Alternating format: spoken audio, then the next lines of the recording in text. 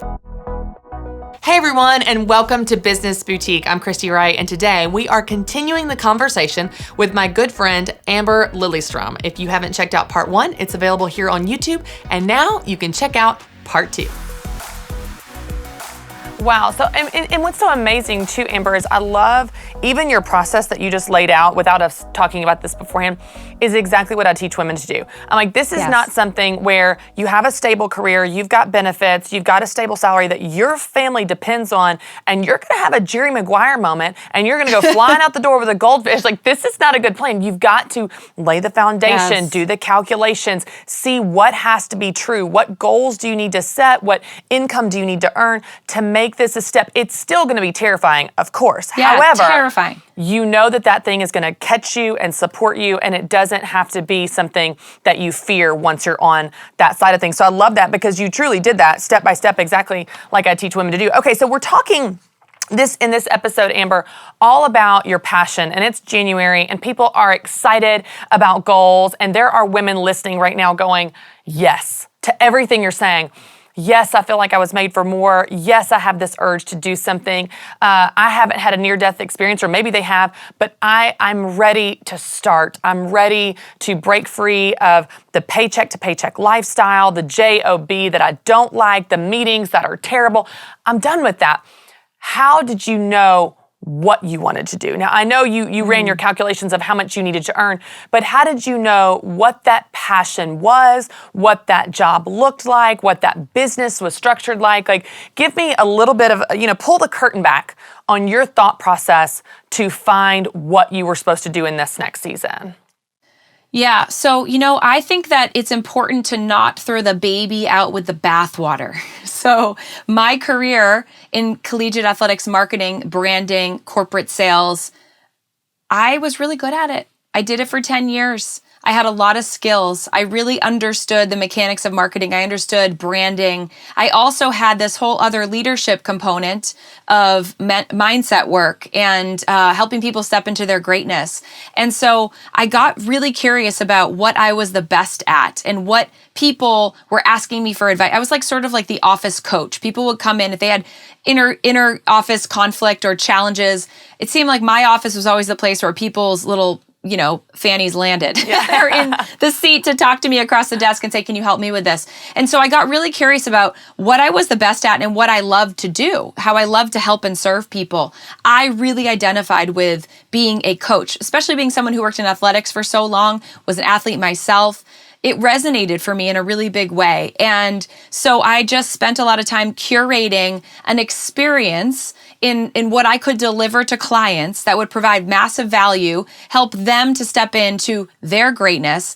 And ultimately, it's kind of what I do is I help people systematically figure out what their thing is and then how to create a brand and a business to amplify that and to ignite that impact and the income to go with it. And so it's kind of like the Matrix, though. It's weird because you're like, wait, I'm going to sell the thing that's come so easy for me and that I'm so good at. It can be very confusing. So I would recommend our sisters sit down with a big old legal pad and you write down, what am I the best at? What sets my heart on fire? What do people ask me for advice on and guidance on all the time?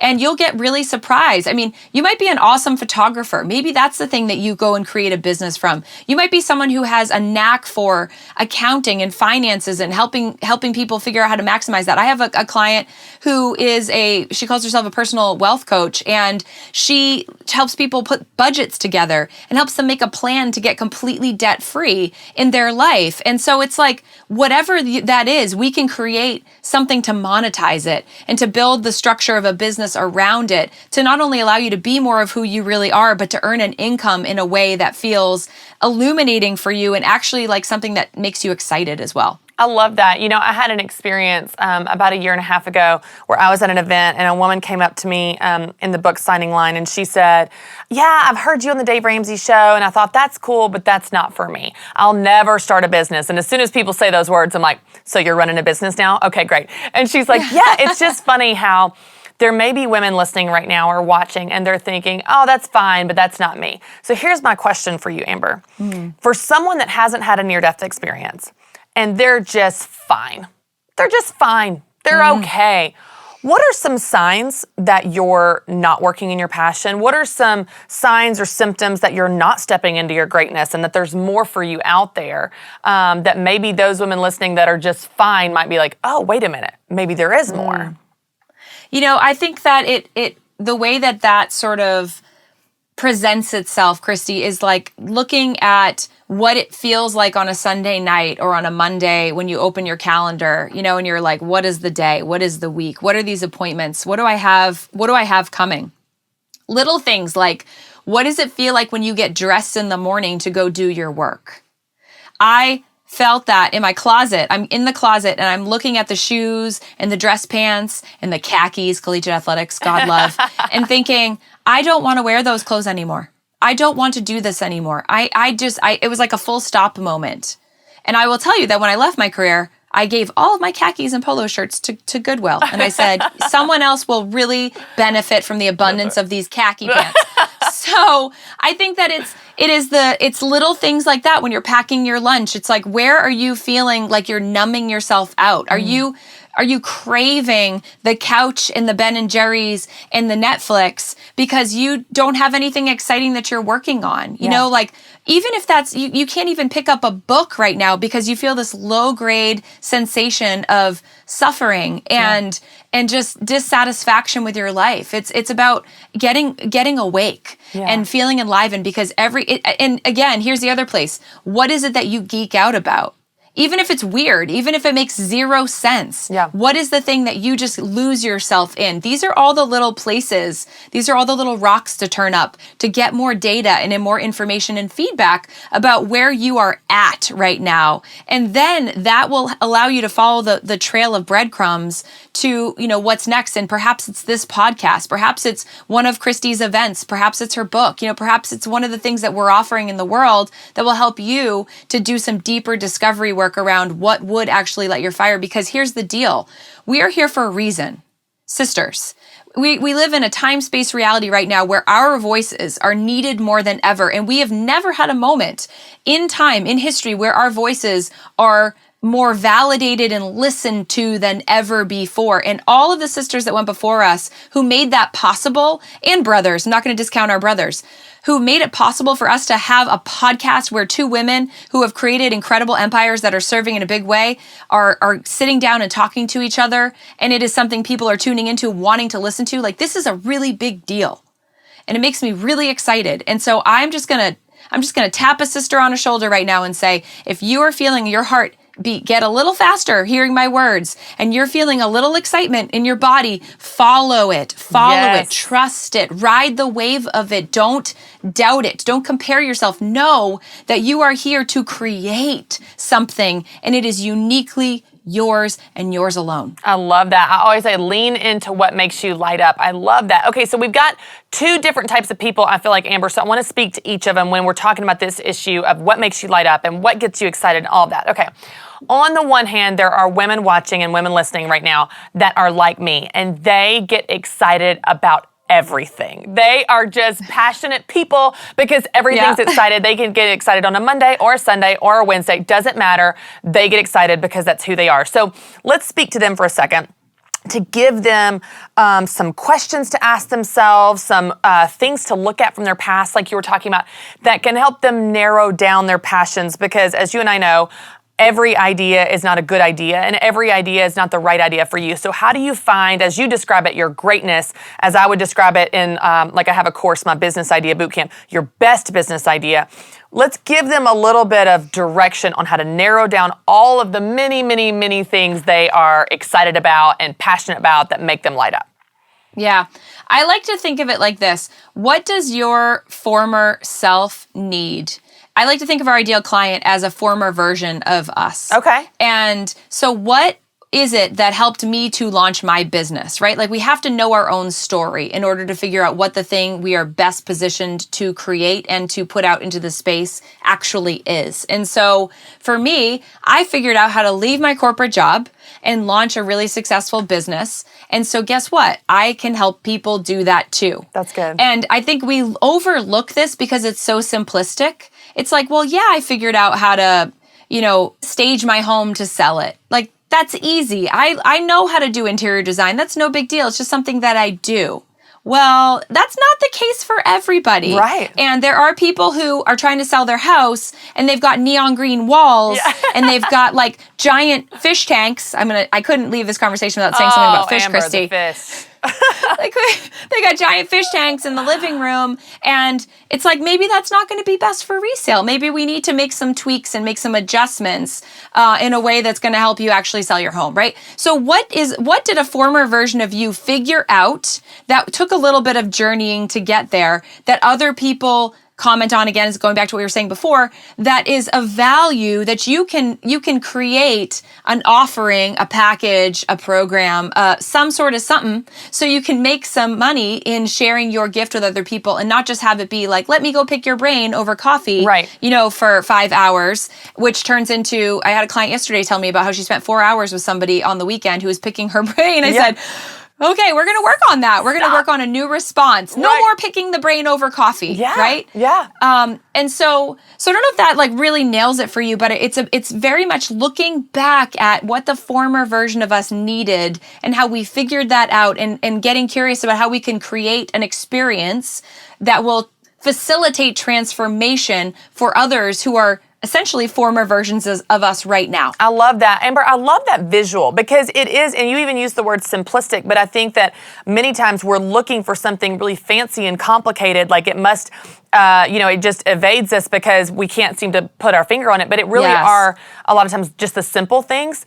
And even how you describe that, your former version of yourself, those are the things that for you are intuitive, they are easy, they are natural, you're great at them, and those are the things that are the easiest to undervalue. Oh, how would I ever charge for that? Can't everyone do that well? Oh, that's so easy, it's obvious to everyone else. And Amber, I've been doing this for a long time, and I will still sometimes sit down to write a script for a video lesson for the academy, or a stage talk, or a blog post, or a podcast teaching, and I will go to write down what I want to teach or what the topic is, and I will think, everybody knows this. Like, why will I even, they're literally going to flood my reviews with this is so obvious, and it never happens. In fact, it's always something amazing to them, and I think we just undervalue the thoughts and skills and experience and background we have because it's so obvious to us. We assume it's obvious and easy to everyone else, but it's not. It's amazing to them, and it's something, by the way, people will actually pay you for to help them with that area. So I think that's so good. Okay, Amber, let's talk about the other extreme of people that, I'll be totally honest, I don't understand. They are not excited about anything. Like, they're like, you're going, what are you excited about? What makes you light up? And they're like, I don't know. I mean, I got nothing. Like, I got no ideas, no passions, no hobbies, no interests. I can't relate at all, but we have to help people like this because I know there's something in them. They may not know it, but you and I know because we help people pull it out of them. So what are some questions to ask them to help them dig deep and find their story and find their greatness and find those things that, believe it or not, they get excited about? I think for folks that live in that camp, I honestly find that it's often because they don't believe that they're actually worthy of wanting what it is they want. There's like that thread of they live a story of feeling like, well, that's for other people who are super excited and have the clarity, and it's sort of like an Eeyore way of looking at life sometimes. And I have just a massive compassion. And they're actually my favorite because that they've got something really powerful locked deep down inside, and they just haven't touched it. And they're just looking past it because they don't think they're actually even worthy of valuing the thing that is innately theirs. And so it takes deeper work. But what I often do with those folks is remind them of what they wanted when they were really young. And I remind them of different people in their life, perhaps parents or grandparents or just people who played a really big role on their journey, and the struggles that particular individual had. Because what I find is they often have adopted some of those patterns from someone that they loved, and they diminish themselves before they even give themselves a chance to get creative and to even dream into the fullness of what it is they want. And so that's where we spend a lot of time. And I would ask those folks who are listening to this right now saying, yeah, that's me. I really feel that. That resonates in a really big way. what did you want to be before someone else told you otherwise? Yeah. Can you remember that far back? Yeah. And what are some of the struggles that the people that you love, as Tony Robbins says, whose love did you crave the most? And what were some of the greatest things about that person, but also what were some of the darkest, hardest things about that person? And explore how those things are playing out in your day-to-day life now, in your story about yourself and about what's possible for you. I know this is like some really deep work, but it's important. And I think we need to shine more light on this part of the conversation because we didn't get here by ourselves. Right? We had influences and folks who I think in most cases really did the best they could. They were well-intentioned. They loved us the best they could. And they gave us the best that they possibly could give us.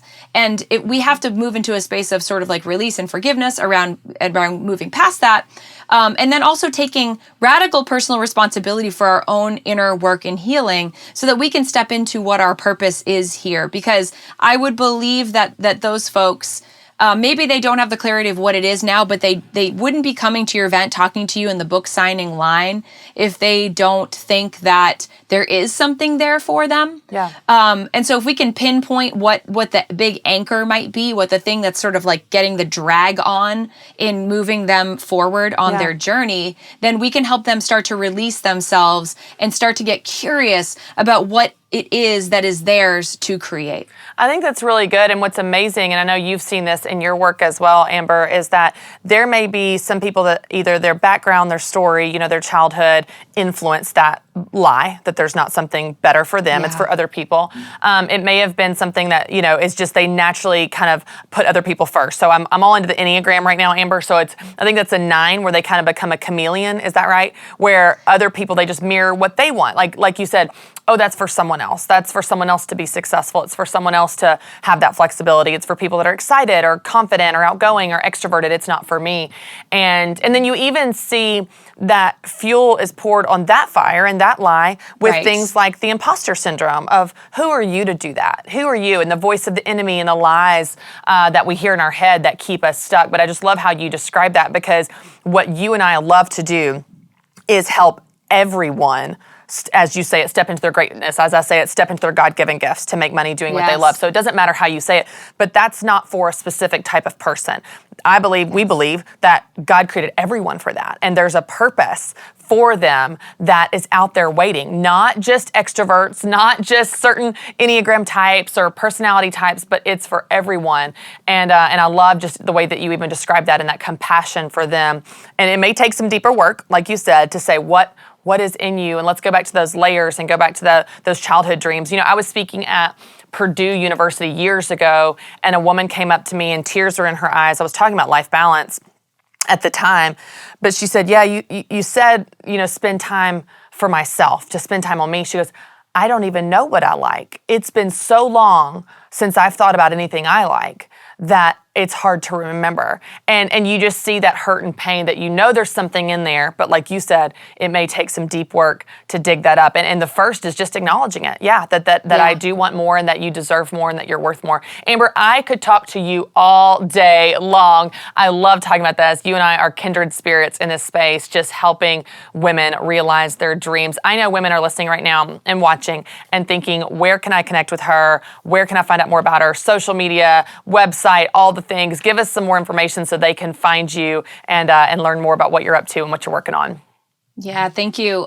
So easy place is at amberlilyestrom.com where you can learn more about my story and all of the things that I'm doing in the world. I also love Instagram, just like you, Christy, and share all the behind the scenes hijinks of my life here. I live in New Hampshire, actually, up in New England, and I live on a lake. And so you get to see all of it with my zany family and the home expansion project that we just wrapped and all of the cool stuff that we do here. I think the other really exciting thing for me is I have a live event. It's called the Ignite Your Soul Summit in April of 2019. And it is just an opportunity to really come home to who you are, spend 2 days working on yourself and digging deeper into what we're talking about here, this soul purpose, and then aligning the action that you're taking in your life and your business to make sure that all things connect to you and to what your bigger story is. Oh, it's so good. Amber, you are just a joy and you are a light. And thank you for using your experience and your story and your background, even the painful parts, to just spread hope to people, to that earlier version of you as you described it, because I know so many women are benefiting from it, and I certainly am one of them. I'm so grateful for you. Thanks for being here. Thank you, Christy. I appreciate you, sister. Thanks so much for watching, and don't forget to subscribe to my YouTube channel. And if you're ready to make 2019 your best year yet, the year that you went for it, if you're ready to find your idea and build a business, you want to check out my course, Business Idea Bootcamp. This is the 4-step course where you go from dreaming to doing. I help you brainstorm all your ideas and then test and narrow down those ideas to find your best idea. You can join Business Idea Bootcamp by going to businessboutique.com or by clicking the link below.